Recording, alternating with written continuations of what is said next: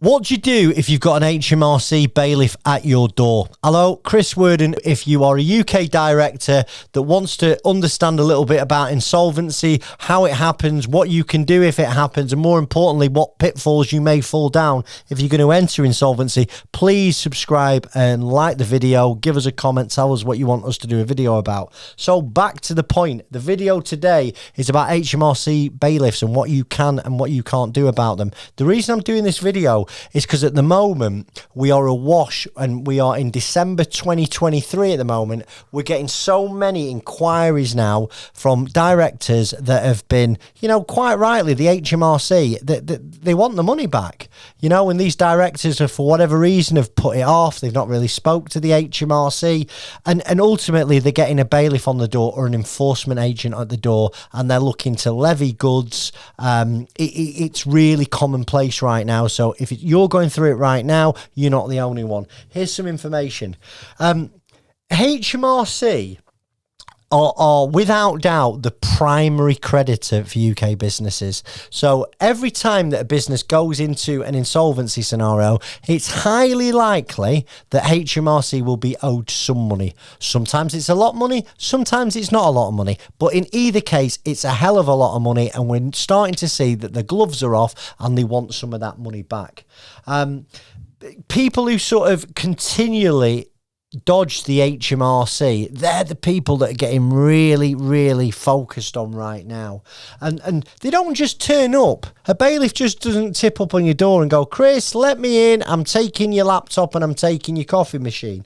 What they do is they'll send you a letter, they'll send you a text, they'll ring you. Eventually, you'll get a really nice enforcement agent coming at your door asking you how you're going to deal with these arrears.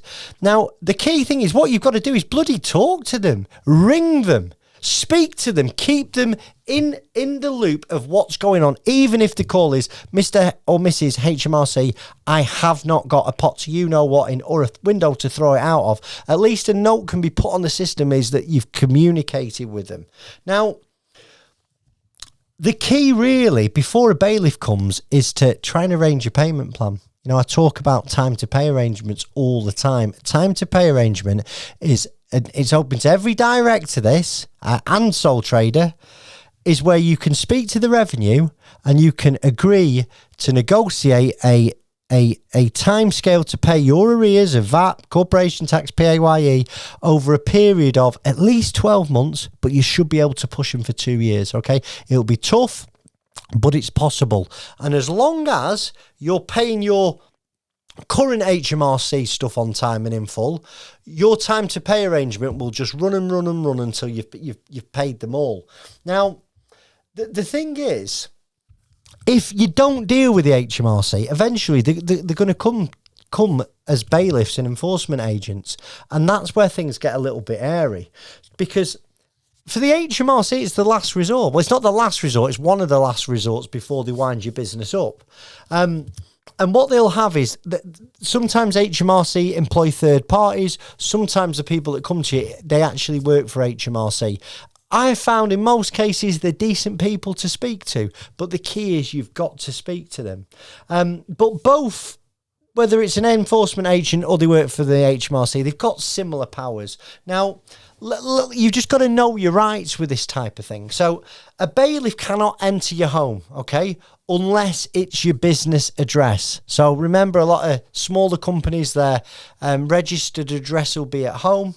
Now, forced entry is permissible purely in commercial properties with legal backing, okay? So they have the legal backing behind them to actually force the way into your business premises. And there are sort of special rules applied for premises that are a combination of residential and commercial. Now, what can they legally take? You know, what can an Hmrc enforcement agent or a bailiff take? Well, what they're trying to do is they're trying to get stuff from your business premises that they can go and sell at auction to try and recover some of the money they're owed. And listen, I bet in 99.9% of cases, the goods they're going to take from you, they're undervalued and they'll go for peanuts. They really will. This is not a good result for Hmrc or the director.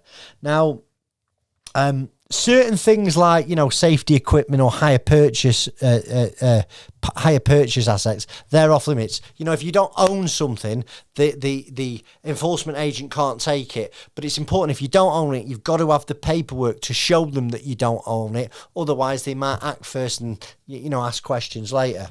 Now, there's different rules for sort of companies and sole traders. So I did a note on this before. Obviously, limited companies, they have protections. You can only seize a company asset. So if somebody come in here, they could seize this table, they could seize this laptop. What they couldn't seize is the pairs of trainers I've got behind on that stand that I hide from my missus because I can't fit any more trainers in my house. Because they're my personal assets, they can't take me personal trainers if they come in here. Now, what they'll most likely do, a sole trader, if I was a sole trader, right, and I didn't have a limited company, and they come in here, they could take anything they wanted, you know, within reason.